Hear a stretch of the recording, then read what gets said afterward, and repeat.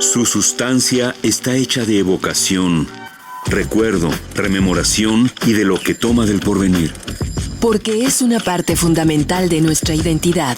Somos nuestra memoria. El programa de Lina que nos lleva de viva voz con los especialistas. Muy buenos días, esto es Radio INA. Me encuentro en la conducción, José Luis Vera. El Instituto Nacional de Antropología e Historia y la Secretaría de Cultura los invitan a acompañarnos en la emisión de este programa de la serie Somos Nuestra Memoria, en el que hemos convocado al maestro Benjamín Muratalla para platicar sobre el tema Un siglo de registros musicales entre coras y huicholes. Bienvenidos a estos micrófonos, Benjamín. Muchísimas gracias por la invitación, es un gusto comentar acerca de este tema tan interesante para la Fonoteca de Lina y creo que para todo el público que nos va a escuchar le va a encantar. Pues listo, y la idea es, el programa pues va a hablar en principio sobre la aparición de un disco, un siglo de registros musicales entre coras y huicholes, y pues me gustaría para empezar que nos ubicaras brevemente en quiénes son los huicholes, los coras, dónde habitan, en fin, sus características básicas, antes de empezar con el tema propiamente del disco, Benjamín. Sí, mira, los huicholes y los coras son pueblos indígenas vecinos que comparten una región cultural en los estados de Jalisco y Nayarit. Los coras están más cargados hacia la parte de Nayarit y los huicholes en Jalisco. Corresponden a la familia yuto-azteca, a la familia lingüística yuto-azteca. Todos los pueblos de habla náhuatl se emparentan lingüísticamente y culturalmente con los coras y los huicholes. Tienen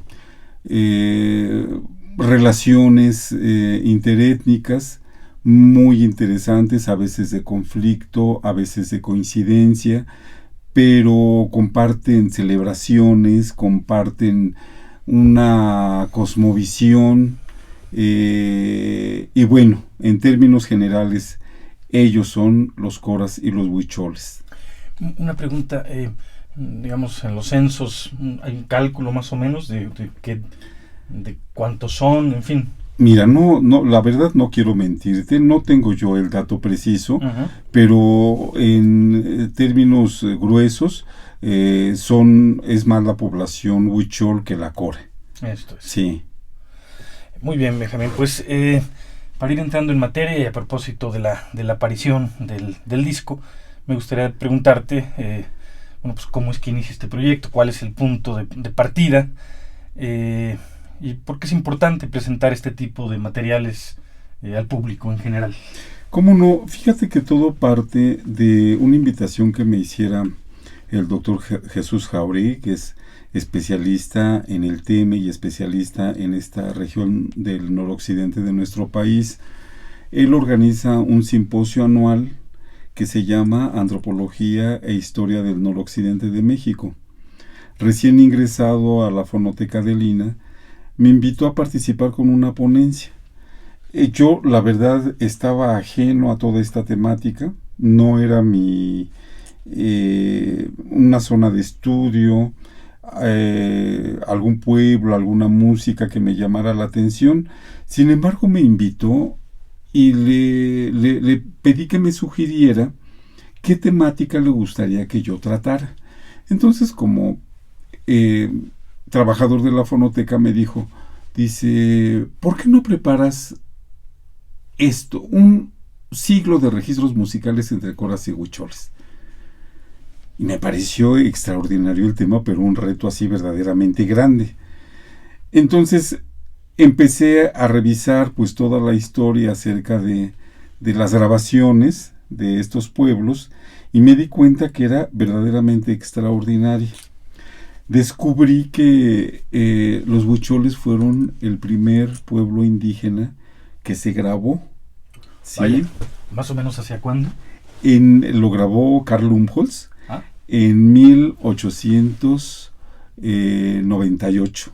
¿Sí? En su sexto viaje, pues sabemos que él realizó varios viajes de exploración en la zona, todo el noroccidente, gran parte de esta región, y en su sexto viaje llevó un fonógrafo y grabó, el primer instrumento que grabó fue un tepo o tepu, que es una especie de huehuetl de los antiguos mexicanos, de los mexicas.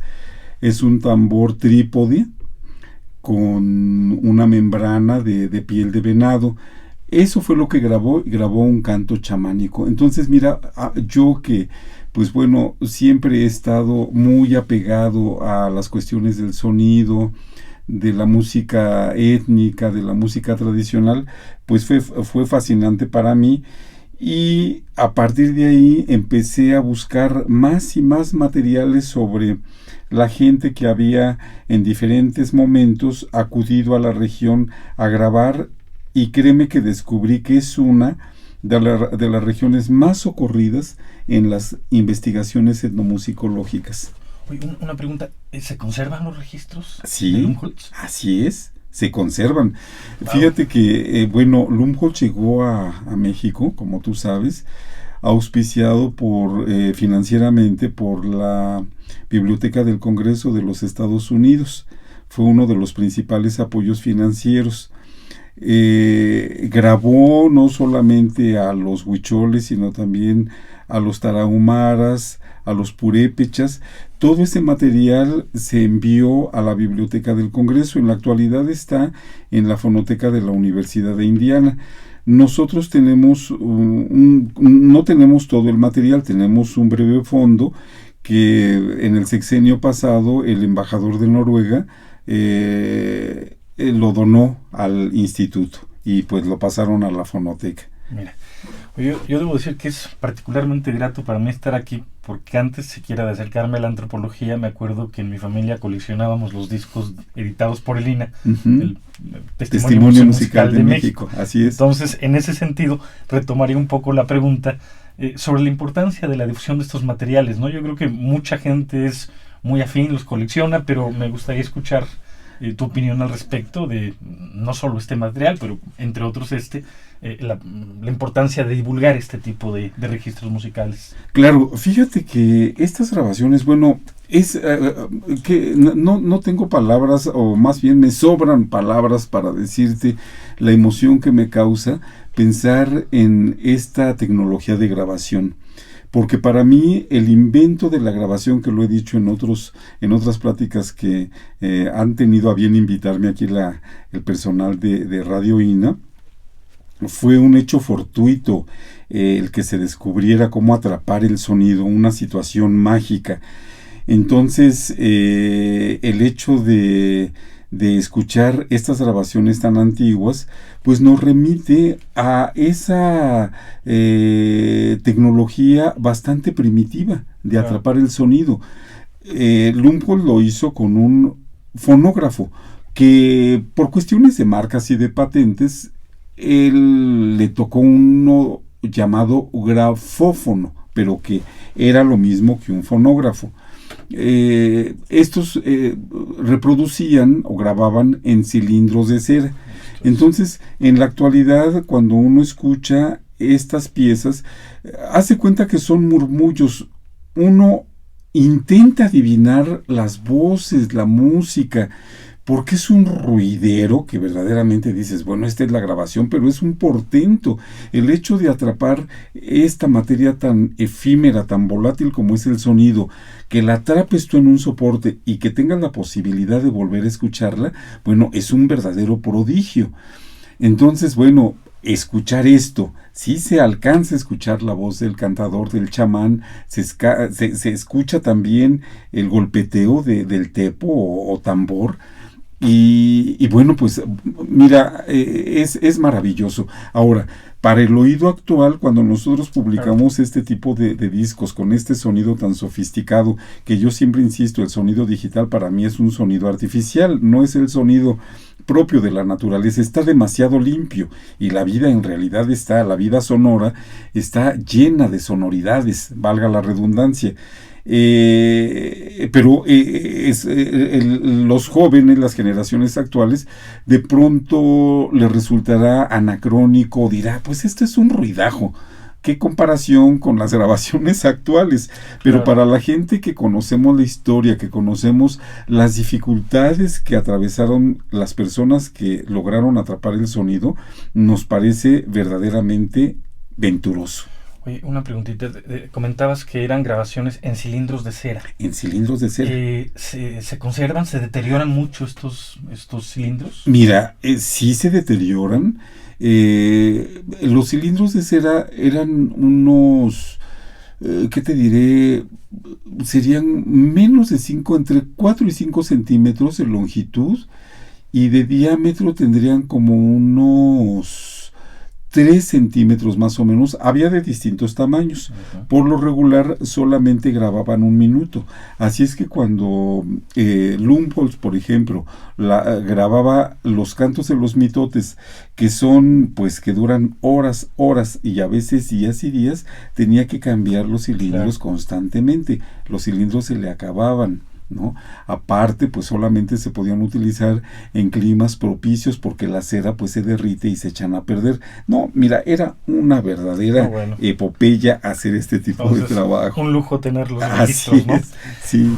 Entrando un poquito más en materia, Benjamín, me gustaría que nos hablaras un poco sobre las peculiaridades de la música de coras y huicholes, un poco en términos de los instrumentos que se tocan, los géneros, en fin, como para ir entrando en materia e ir profundizando un poquito. Sí, cómo no. Mira, pues bueno, en todos estos pueblos, por cuestiones de método antropológico, se han identificado 2 tipos de música: la sagrada y la profana, ¿sí? La sagrada, pues muy ligada a su religiosidad, ¿verdad?, a su ciclo ritual, y la profana o festiva, que bueno, se interpreta, se acostumbra en celebraciones que no tienen que ver mucho con las cuestiones religiosas. En el disco de Un siglo de registros musicales entre coras y huicholes, incluimos de ambas. La festiva está muy ligada a la tradición mariachera, ¿sí? Entonces abundan ahí los jarabes, los sones, las polcas, los potorricos, los valses, etcétera. Y en la música sagrada o ritual están los mitotes, están los cantos, están los toques, están salmodias, etcétera. Sí. Bueno, tenemos registros entonces antiguos, se habla de un siglo, y esto me parece que podría permitir una reflexión como diacrónica respecto de qué tanto han cambiado o no en el tiempo este tipo de manifestaciones culturales. Sí, bueno, fíjate que nosotros organizamos el repertorio, damos el disco, como saben, los discos de Lina traen un librillo. Claro. Sí, el librillo es la explicación, la traducción, digamos, de la investigación antropológica. Buscamos que los autores, que los antropólogos escriban en un lenguaje más accesible, coloquial, que lo pueda entender todo tipo de público, porque bueno, el disco compacto es un medio de comunicación masivo, o es lo que pretendemos nosotros a través de estas producciones de Lina. Entonces, todo esto se explica en el librillo, pero en la conformación del repertorio, dado que es un siglo de registros musicales, nosotros vamos guiando al escucha para que él capte las diferencias en cuanto a la tecnología que se utilizó en cada momento, desde lo más rústico, desde aquellos murmullos que parecen susurros, hasta lo más actual. Sí, entonces aparecen grabaciones de Henrietta Yurchenko, la estadounidense que vino en los años 40 y que grabó también en la zona. Ya se oye las grabaciones, por supuesto, más nítidas. Siguen siendo grabaciones etnográficas. Por eso yo esta especie de reticencia que tengo con el sonido digital, porque las grabaciones analógicas te captan todo el contexto sonoro. nosotros no somos puristas del sonido. Nosotros consideramos las grabaciones verdaderamente documentos etnográficos, a donde no nos preocupa, al contrario, buscamos que se cuelen los cantos de los gallos, los bramidos de las vacas, Claro. Los gritos de los borrachos, etcétera, etcétera, porque eso te da la idea de un contexto. En cambio, las piezas ya limpiadas, depuradas, editadas, ya el canto, la música así muy arreglada, pues bueno, es el extracto, pero no es el contexto en realidad. Y terminamos, ¿verdad?, el recorrido de todas estas grabaciones con la tecnología actual. Hay grabaciones hechas también con celular. En la actualidad, la tecnología te permite, si antes Lumholtz o Preuss, en el caso de este otro alemán, las grabaciones, recuerden ustedes, o si han visto los fonógrafos, yo creo que sí es muy común, ¿no?, conocer un fonógrafo. Los cantadores se metían casi a la trompeta del fonógrafo para poder grabar y modulaban el sonido, el tono del sonido, el volumen, mejor dicho, acercándose o alejándose. Por la cuestión religiosa a veces tan hermética, tan sagrada, ¿verdad?, tan íntima de estos pueblos, los grabadores tenían que buscar puntos estratégicos, claro, para no invadir, ¿verdad?, la ceremonia. En la actualidad, con estos micrófonos de solapa y estas grabadoras diminutas, te metes entre el ritual y es una grabación. Ahí sí, bueno, mis respetos con esta tecnología actual, que puede ser partícipe del propio acto. Nos hablabas de dos tipos de manifestaciones musicales en términos de, digamos, los repertorios profanos y sagrados. Y distinguiste un poco los géneros que caracterizan a cada uno de ellos. Hablaste de salmodias, de mitote, de minuet, en fin.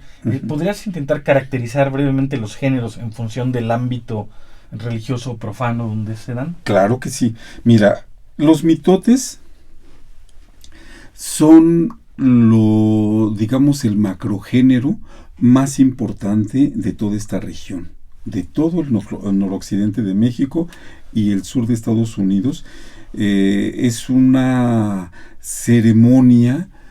Mira, algunos especialistas dicen que en la actualidad solamente existen 4 géneros que provienen de manera casi directa de la época prehispánica: el Xochipitzahua, los Pascolas, el Mayapash y el mitote. Casi todas, o todas, son ceremonias propiciatorias de fertilidad. Al decir mitote, es hablar del canto, hablar del instrumento musical, hablar de una ceremonia con actuación, con teatralidad, con vestuario, con un jolgorio tremendo, y por lo regular las danzas son circulares. Uh-huh. Al centro se ubica el cantador o chamán, que en su canto está comunicándose con los dioses, y se supone que a través del canto está transmitiendo a los hombres, ¿verdad?, a este mundo, los dictados de las divinidades. Y todas las coreografías, las danzas, todos los movimientos, los diálogos que hacen los bailadores son los que va cantando el cantador o chamán, como le decimos antropológicamente.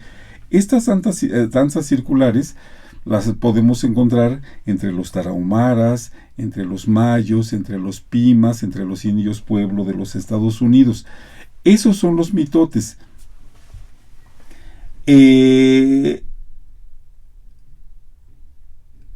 Pues en general, mira, los mitotes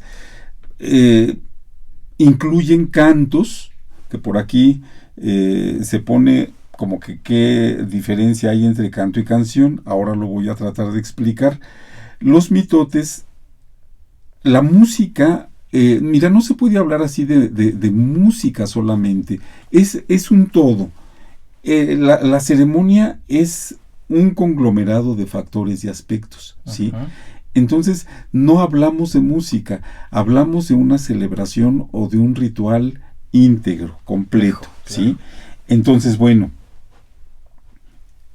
si nos queremos referir a las ejecuciones del tambor, los denominamos toques de tambor, toques de carrizo, toques de trompeta, toques de pífano, porque no tienen una estructura musical como en nuestra música occidental, ¿sí? Esa es la gran diferencia entre la música sacra, religiosa, ahora con la música profana. En la música profana sí hay distintos géneros y sí hay diferencias estructurales entre cada uno de ellos. No es lo mismo un son, los sones son festivos, son bailables, se cantan, tienen versos, etc.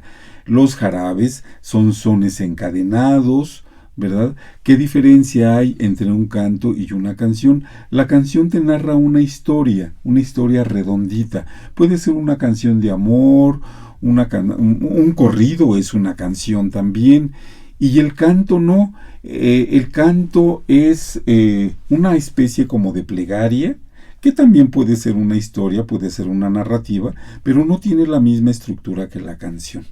Pues más o menos es... Sí, pues es que es un universo, y para alguien que pues no tiene información al respecto, pues es muy ilustrador. Uh-huh.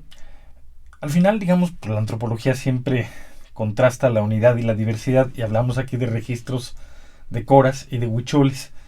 ¿Podemos hablar de una unidad o contrapuntear cuáles son las semejanzas, cuáles son las diferencias?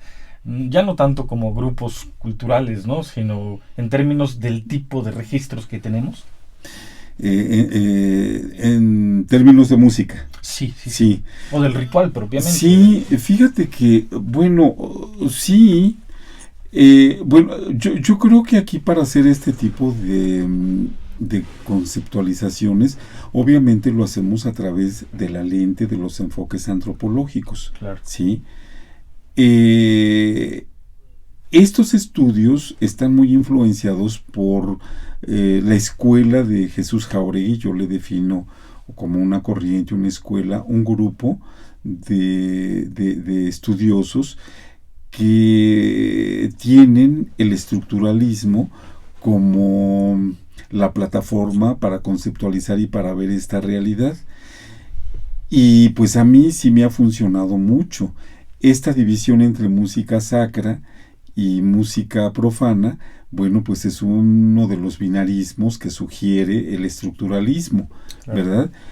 Y te puedo decir a partir de este enfoque que efectivamente, mira, los coras y los huicholes son complementarios y son opuestos entre sí.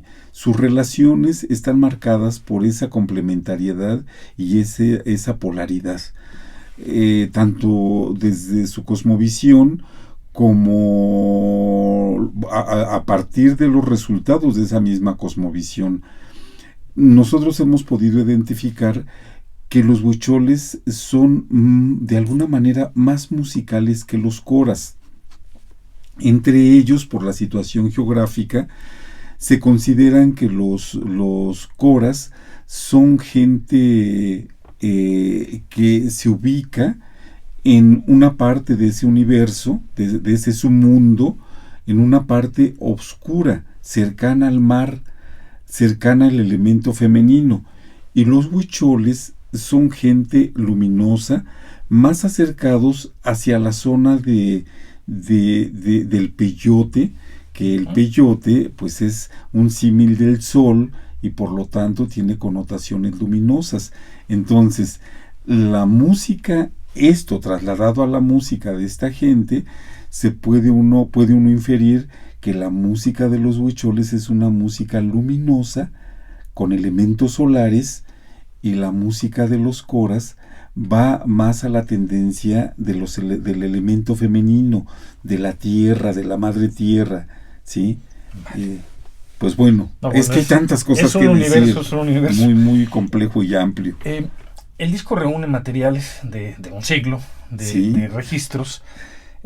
¿Cuáles son las grabaciones más antiguas? ¿Cuál es la grabación más antigua que aparece en el disco y quién La quién de hizo? Lumholtz. Aparece en Sí, el disco. aparece ahí la de Lumholtz, aparecen 2 cantos chamánicos de Lumholtz de 1898, después grabaciones realizadas en 1906 por Konrad Theodor Preuss, el etnólogo berlinés. Ajá. Estas grabaciones las hizo en Jesús María, Nayarit, y en San Francisco, Nayarit. Después de ellos vienen las grabaciones de Henrietta Yurchenko, ya muchas décadas después, hasta los años 40. Ella las hizo en San Juan Corapan, en San Pedro Izcatán. Tenemos grabaciones de muchos otros personajes que algunos de ellos trabajaron en la fonoteca. Y mira, yo sí quisiera acotar que, bueno, aquí no se incluye pues todo este universo de grabaciones que han hecho múltiples personas que han visitado la zona. Se incluyeron las que tenemos en la fonoteca y las que nos llegaron de algún modo. Las de Preuss las conseguimos en la fonoteca de Berlín, porque ahí tienen todo su acervo. Ellos son muy celosos de este acervo y difícilmente lo comparten, pero tuvimos la fortuna de que sí nos facilitaran para este disco 2 grabaciones, ¿sí?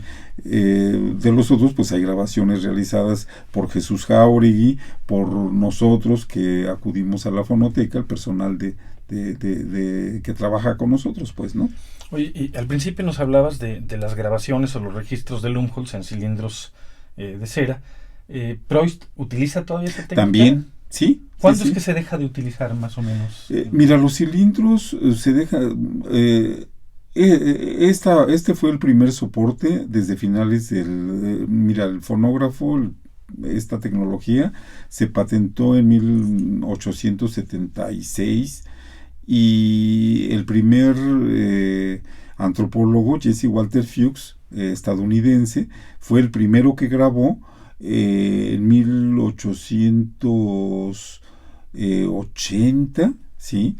Las grabaciones de Lumholtz son de 1898, muy cercanos entre sí, y yo creo que en cuanto entra la competencia de Emilio Berliner, ¿verdad? Porque los fonógrafos, toda esta tecnología corresponde a los laboratorios de Thomas Alva Edison. El alemán Emilio Berliner presenta una propuesta diferente, que es el disco, que tiene una mayor capacidad de grabación, ¿sí? En lugar de grabar alrededor del cilindro, graba de manera plana, como imagínense una tortilla o un comal. Entonces cabe más música, entra en competencia. Y pues los cilindros, necesitabas una buena cantidad de cilindros para grabar estos cantos. La ópera que se grababa tanto, las obras operísticas, pues se utilizaban muchos cilindros. En cambio, ya con el disco se tuvo la capacidad de grabar más tiempo, ¿sí? Los cilindros dejan de utilizarse más o menos en los años 20, cuando entra en auge el disco de acetato, sí. Hace mucho leía a propósito de un cilindro mítico, que es la primera grabación en la historia del jazz, creo que de King Oliver. Ajá. Y el cilindro se perdió, pero entonces hay todo un mito a propósito de la existencia o no, y la posibilidad de recuperar el primer registro de la historia del jazz, ¿no? Que es una historia también fantástica. Claro.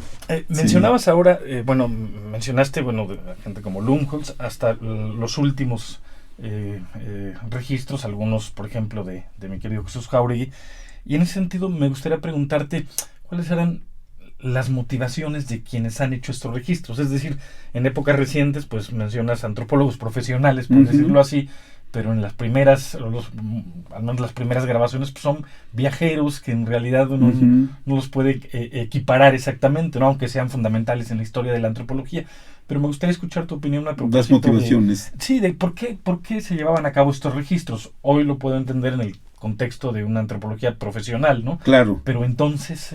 Bueno, mira, nosotros tenemos la hipótesis, y bueno, esto más que hipótesis es algo que ya está plenamente comprobado. Aquí intervino mucho la influencia de Franz Boas. Franz Boas como sabemos, le dicen, pues se le reconoce como el padre de la antropología estadounidense. Claro. Y este hombre, pues lo que propuso es profesionalizar, darle seriedad a los estudios antropológicos, y para él los estudios antropológicos era una visión holística de la población a estudiar. Se tenía que registrar todo. Y tuvo la suerte de que en el momento en que él propuso esto, también se dio un auge de una serie de descubrimientos: la fotografía, la cinematografía, la fonografía, y aconsejaba a sus discípulos que cargaran con este tipo de instrumentos, pues para registrar todo lo posible. Jesse Walter Hughes recibió precisamente la influencia de Boas, o esos consejos de Boas, y fue el primero, como les decía, que llevó el fonógrafo. Entonces se supone que Lumholtz conoció a Boas o a los discípulos de Boas, o se impregnó de esta, digamos, de esta moda de grabar, y esa sabemos que fue la motivación de Lumholtz, el cargar, porque no lo hizo en todas sus expediciones, sino ya en la sexta expedición fue cuando decidió cargar con el fonógrafo. En el caso de Preuss, él tenía claramente definida su meta.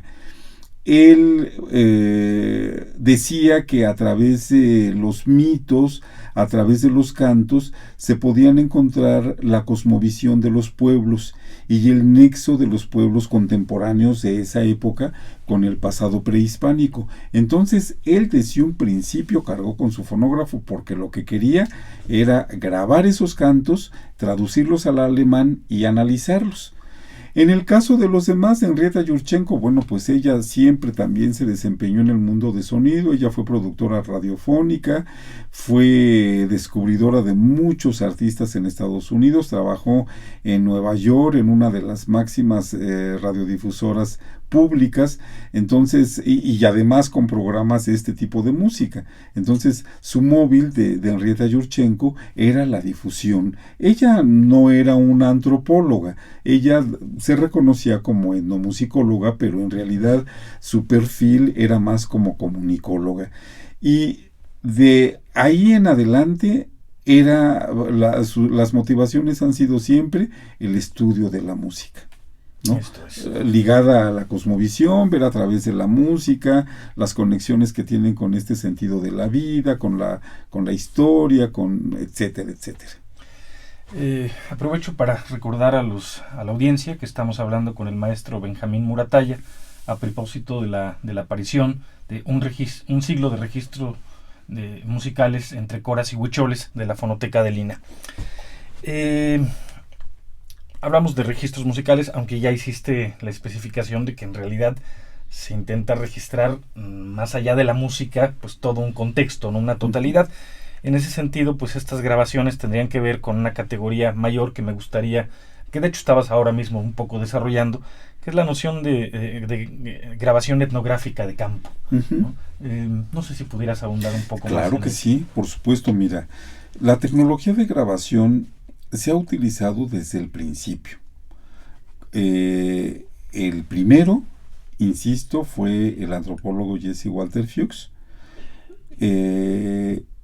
y posteriormente todas las disciplinas antropológicas, los arqueólogos, los lingüistas, los etnólogos, los antropólogos, siempre han utilizado la grabadora pues para grabar sus bitácoras. Los arqueólogos, por ejemplo, los lingüistas para hacer las grabaciones de lenguas que van a estudiar posteriormente, los etnomusicólogos pues para analizar la música. Entonces, la grabación etnográfica es como la fotografía etnográfica. Bueno, sabemos que la etnografía, la captación y descripción de todo lo que el antropólogo, de todo lo que el investigador percibe en un contexto determinado. La grabación etnográfica tiende a eso, a captar toda la posibilidad de sonidos existentes. Ahora bien, siempre la etnografía, como herramienta de la antropología o herramienta de la ciencia antropológica, es la acción, es la observación, la recopilación del dato que después te va a permitir hacer todas las elucubraciones o todas las conexiones conceptuales para ir construyendo la ciencia. Entonces, en el caso de la grabación etnográfica, va siempre impulsada o va conectada a un enfoque. El grabador que es etnógrafo o que va a hacerlo con la intención etnográfica siempre lo debe hacer, ya sabe a qué va, sabe que va a grabar. No llega así nada más con la grabadora y a ver qué capto por aquí, por allá, más allá. No, ya tiene un enfoque, ya tiene una visión, sea el estructuralismo, sea el funcionalismo, sea la antropología simbólica, qué sé yo, pero debe tener una guía. No va así a la deriva a ver qué capta. Entonces, este sesgo tiene. Las grabaciones etnográficas tienen esta cualidad de que te van a complementar o te van a ayudar a corroborar tus hipótesis y tu enfoque, ¿no? Siempre es la observación cargada de teoría, ¿no? Así es, siempre. sí. Benjamín, has hablado un poco de las dificultades técnicas, a veces de la obtención de estos materiales, pero ¿qué otro tipo de dificultades se dan en este trabajo, en este registro etnográfico en general, no solo sonoro, ¿no? Sino, bueno, finalmente cuando vas a registrar el sonido, pues hay un contexto, como bien has dicho. ¿Qué tipo de dificultades se presentan, más allá de las dificultades técnicas, en la obtención de estos materiales? Bueno, mira, pues yo creo que las mismas que se le presentan a todo etnógrafo, a todo antropólogo en campo,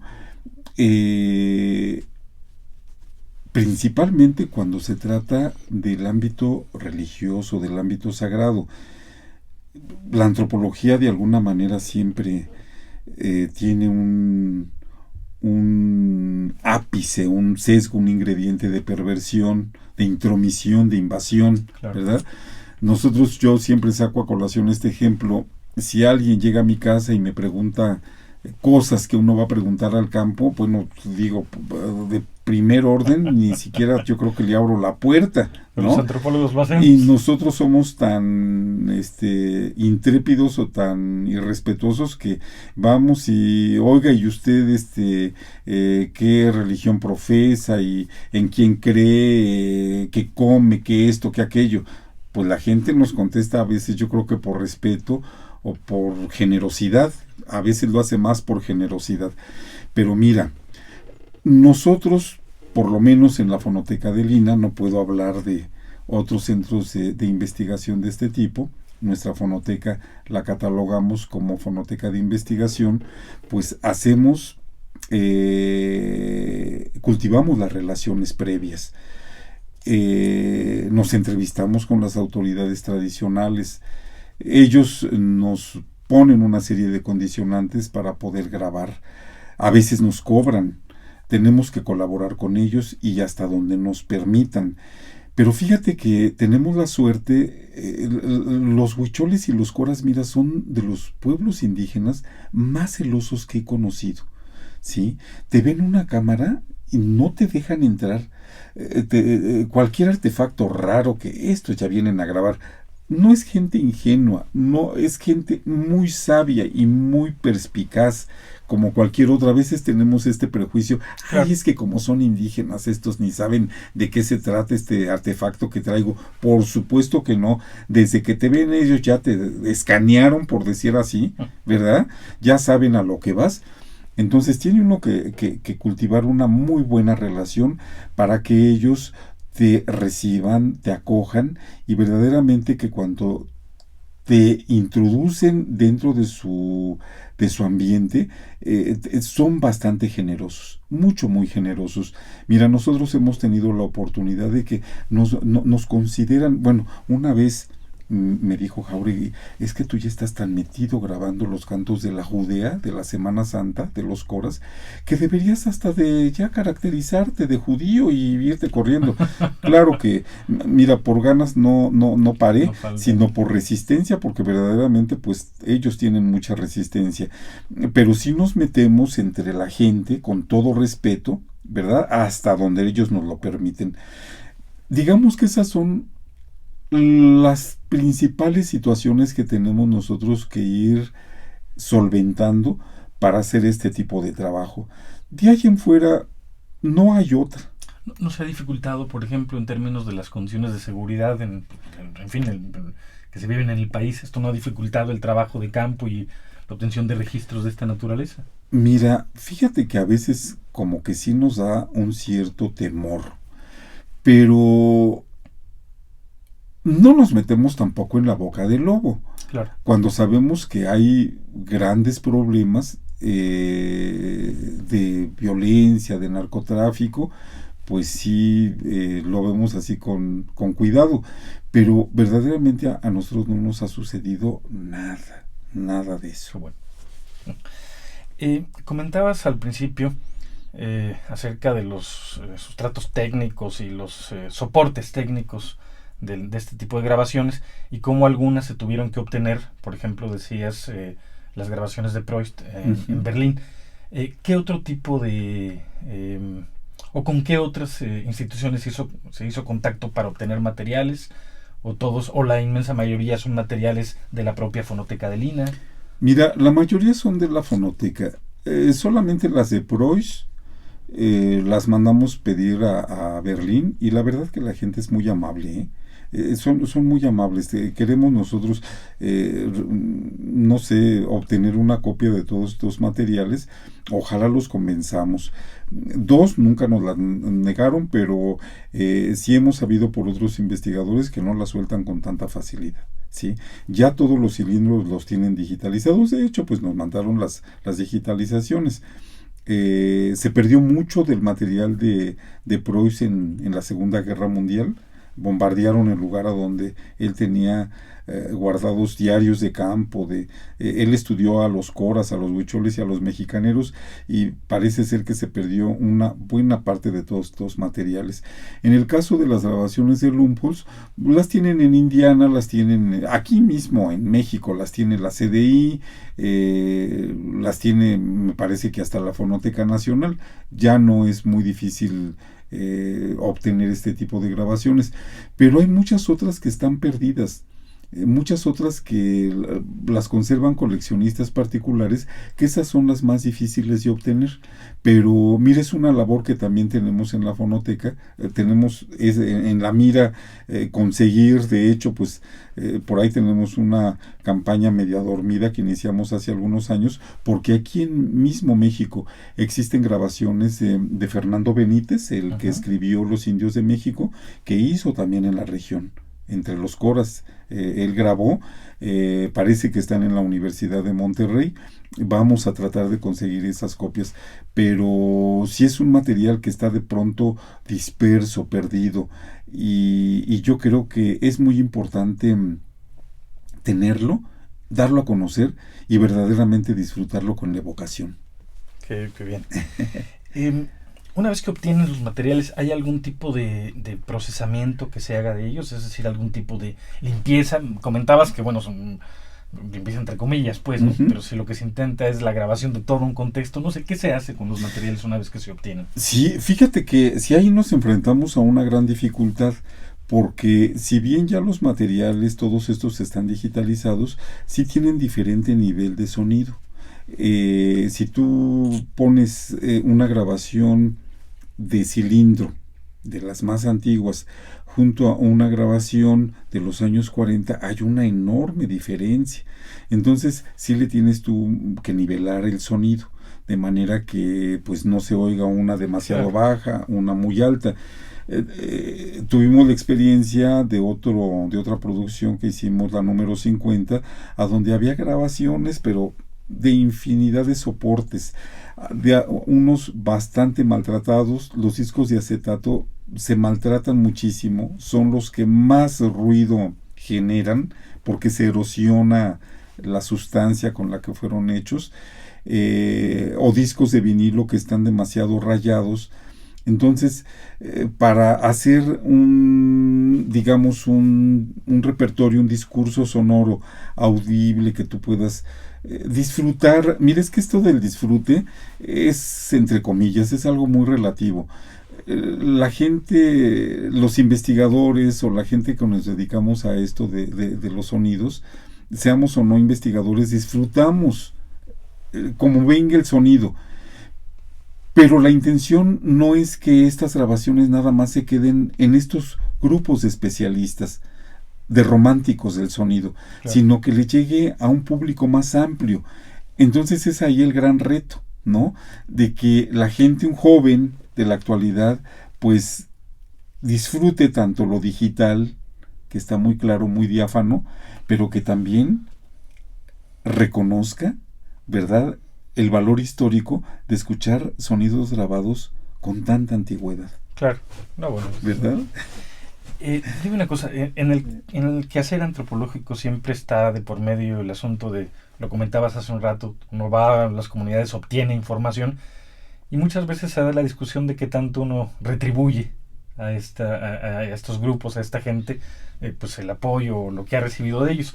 En este caso, los materiales, por ejemplo, se difunden en las propias comunidades coras o huicholes, se llevan. ¿Qué piensan ellos de los registros y de la posibilidad de tenerlos ahora en un sustrato, en un sustento material como este?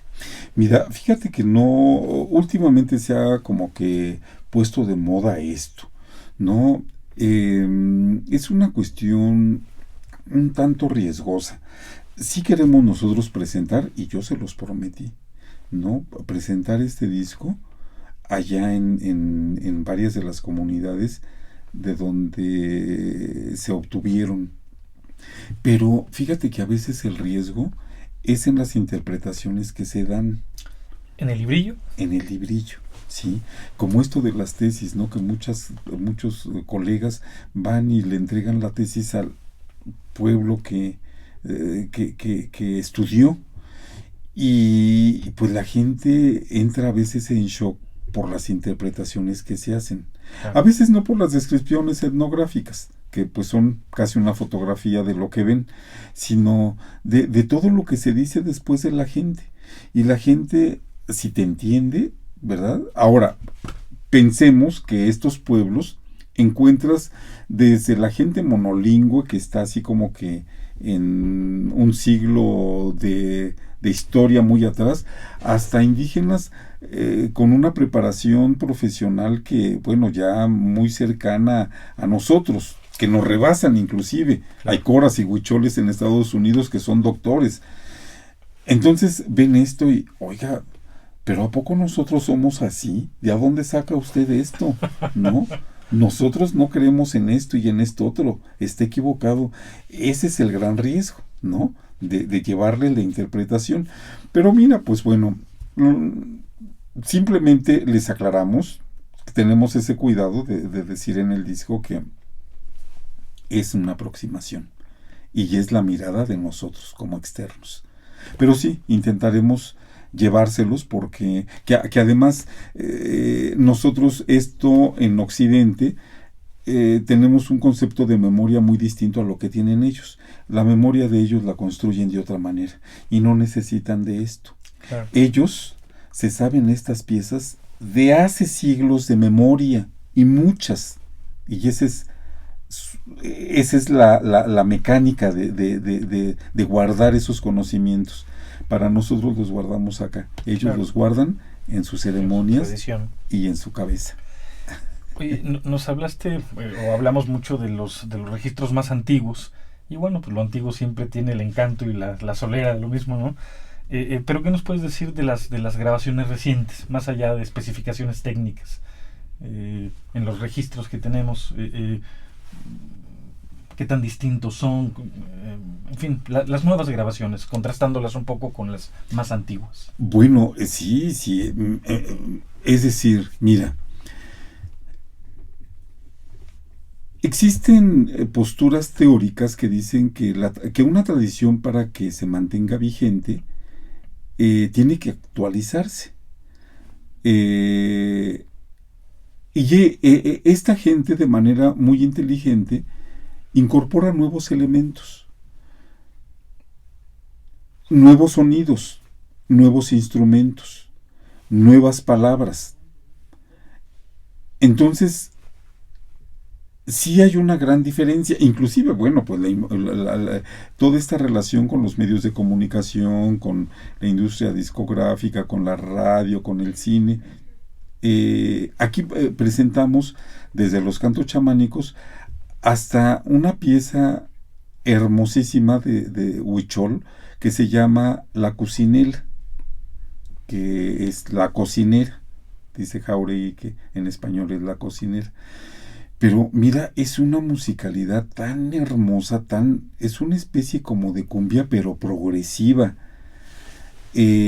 a donde dices, bueno, por una parte se percibe este gran virtuosismo musical del huichol, pero también esta influencia que tiene del exterior, vete tú a saber de dónde, pero sí se nota, de repente yo le noto así como que la intención del jazz o del rock progresivo, una música que no tiene un principio y un fin, sino un discurso que te eleva, que te lleva, y sientes que nunca va a terminar. Muy hermoso, de veras se la recomiendo. Entonces se notan estos cambios. Hay cantos muy antiguos. Bueno, tenemos una salmodia que la identificamos con un canto gregoriano. Recordemos que la zona pues fue evangelizada por franciscanos y jesuitas, y encontramos piezas verdaderamente barrocas y un canto gregoriano, ¿sí? ¿Por qué algunas cosas se conservan casi intactas, entre comillas, y otras se transforman? Mira, pues eso es propio de la dinámica de cada pueblo, de cada cultura. Claro. Pero también damos cuenta de eso. En la época contemporánea escuchamos, los cantos chamánicos siguen vigentes, pero esta incorporación de elementos del exterior, que también enriquece, porque además debemos concebir con todo esto que estoy diciendo, que no hay músicas originales y que no hay músicas aisladas, que las músicas de cualquier pueblo están conectadas con toda la humanidad, con todo el mundo. Comentabas que bueno, hay una tradición, y en la tradición hay también innovación, ¿no? Uh-huh. En ese sentido, y entendiendo que bueno, pues que finalmente es una manifestación cultural de siglos, como bien lo dijiste, ¿cómo es que se forman los músicos en estas comunidades? Es decir, ¿hay alguna estructura formal que reproduzca esto? ¿Cómo es que se...? Es por tradición oral, ¿sí? Es por aprendizaje familiar. Se van transmitiendo los conocimientos de generación en generación. Cuando uno va a los ceremoniales, ves a los adultos y ves a los niños cómo imitan los cantos de los adultos. Yo tuve oportunidad de grabar las pachitas entre los coros, y fíjate que me di cuenta de una situación así muy singular al respecto. Las pachitas son un ceremonial a donde hay dos niñas que se le denominan malinches, ellos les dicen malinches, y los cantadores se ponen en semicírculo alrededor de estas niñas que representan a la Madre Tierra. Entonces los más grandes se forman de mayor a menor, y conforme se van incorporando, de acuerdo a la edad, ellos ya saben a dónde meterse. Nadie les dice, oye, tú vas acá o tú vas acá, no. Si es grande, te pones del lado de los grandes, y si eres el más chiquitito, te toca hasta la vuelta, hasta la cola.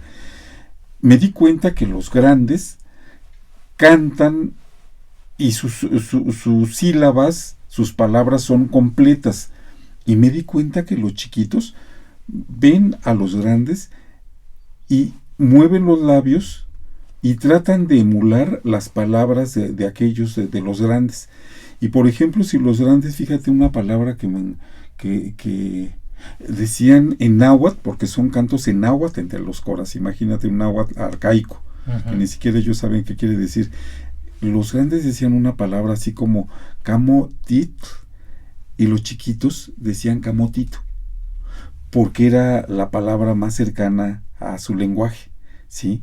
Entonces, en la medida en que iban así acercándose en edades, en tamaños a los grandes, las palabras eran más parecidas, o sea, era un crisol de palabras, entre comillas, bien pronunciadas, hasta sonidos lo más parecidos a los que pronunciaban los grandes, ¿sí? Entonces, con esto trato de ejemplificar cómo aprenden, ¿sí? Los niñitos andan tocando el tambor, tocando la flauta, bien, nadie les enseña. ¿Pero se integran de inmediato o hay un momento donde pasan a formar parte de la agrupación musical? Pasan a formar parte, van aprendiendo desde chiquititos, y ya cuando son grandes nadie les enseñó a tocar, ellos tan solo de ver aprendieron. Esto es... Eso entre los coras. En otros pueblos indígenas hay escoletas, hay talleres, hay otro tipo de cosas, pero entre los coras y los huicholes es de aprendizaje directo. En cuanto a los instrumentos, ¿han variado a lo largo del tiempo de estos primeros registros que se tienen a los de la actualidad, en diferentes tipos de instrumentos o materiales con los que estén hechos? Más bien en materiales. Fíjate que prácticamente son los mismos desde hace muchos años. Entre los coras hay mariachis de coras, con los instrumentos del mariachi, ¿sí? Con la vihuela, con el guitarrón, a veces usan arpa, eso sí, trompeta no usan, son mariachis de los que Jauregui les denomina tradicionales, y en la región también se les conocen como tradicionales. Entre los huicholes también hay tradición mariachera, pero difícilmente he visto que integren un instrumento electrónico como si hay en otros pueblos indígenas, fíjate, instrumentos modernos, no he visto eso. Y los materiales sí, a veces las flautas entre los coras, en lugar de carrizo, he visto que hay algunas de PVC, no sé si suenen igual, obviamente no, pero pues son estos breves cambios. Los tambores de doble parche, que los hacen de madera, a veces antiguamente de madera escarbada, de tronco escarbado, ya los hacen con otra técnica que no recuerdo cómo es, pero son tablas que van uniendo hasta que forman el tambor. Pero ya en algunas comunidades he visto que las sustituyen por botes de esos de pintura grande, y solamente le quitan el fondo y le ponen el parche. Es lo que usan. Antiguamente usaban tortugas o la caparazón de tortuga para resonadores o sonajas, y ya ahora se ponen botellas de refresco, la llenan de piedritas y esas se las cuelgan. En eso se perciben los cambios, ¿no? Van tomando lo que el contexto mismo les ofrece. Es muy atractivo cuando uno ve este tipo de grupos. No se pensaba en manifestaciones, por ejemplo, de rap en ciertos grupos indígenas, o Amacasim, que hacen... ¿Entre coras y huicholes hay manifestaciones de este tipo? Fíjate que no, pero sí obviamente escuchan música de banda, escuchan balada. ¿No la incorporan de alguna medida? No, en su música tradicional no la he visto. Bueno, te diré una cosa, mira, por ejemplo, en las celebraciones en algunos pueblos, después de la celebración tradicional, como que siempre se cuelan todos estos grupos de sonideros externos, que complementan la fiesta. Y sí, a mucha gente indígena va a bailar ahí con la banda, ¿sí? Este pasito duranguense y todo eso, sí, pero tanto como que lo incorporen, no. Han incorporado muy bien la tradición mariachera, ¿sí?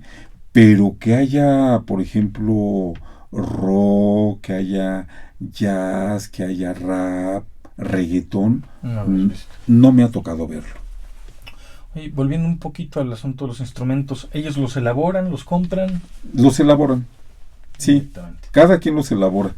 Y saben hacer sus flautas. Por ejemplo, en la Judea, ¿qué te diré? Que en una semana hacen sus flautas. La Judea empieza, digamos, desde el miércoles Santo, y se supone entre los coras, ¿no? Se supone que es el periodo solar, que es el periodo en que bajan los demonios solares a fertilizar la tierra, y la flauta es el sonido de estos personajes. Entonces las comunidades se inundan de sonidos de flauta, por donde quiera oyes que tocan flauta, ¿no? Y eso pues por tradición ya lo saben, nadie se los dice, a ver, te pones a tocar tu flauta, sino que hacen su flauta, niños, grandes, adolescentes de todas edades, y empiezan a tocar. Esto es. Sí. Pues hay un material sonoro, hay un material, hay texto, hay el librillo que mencionabas. Si la audiencia quisiera profundizar en el tema, además del librillo que acompaña el disco, ¿qué sugerencias harías? Bueno, mira, sí hay muchas publicaciones en torno a los coras y a los huicholes de este grupo académico cuyo coordinador principal es el doctor Jesús Jauregui. Tenemos mucha bibliografía, pueden ustedes acudir a la fonoteca del INA. Estamos aquí en Córdoba número 47. Tenemos un Facebook, buscan Fonoteca del INA, se pueden comunicar también a través de correo electrónico con su servidor Benjamín-Muratalla @ina.gov.mx, o con Roberto-Nájera @ina.gov.mx. Con todo gusto les proporcionamos información complementaria a este tema. Pues muchísimas gracias, Benjamín. Ha sido un gusto platicar contigo. José Luis Vera, en nombre de Radio INA, doy por terminada esta emisión del programa, agradeciendo profundamente la generosa participación de nuestro invitado, el maestro Benjamín Muratalla, para platicar sobre el tema Un siglo de registros musicales entre coras y huicholes. Gracias a nuestros escuchas por su atención, a quienes les sugerimos consultar más de nuestra producción a través de www.radio.ina.gov.mx. Realización, Dirección de Medios de Comunicación, a través de la Subdirección de Radio INA con Gabriela Marentes. Producción, Evanibaldo Morales. Controles técnicos, Joel Cuautli. Muchas gracias.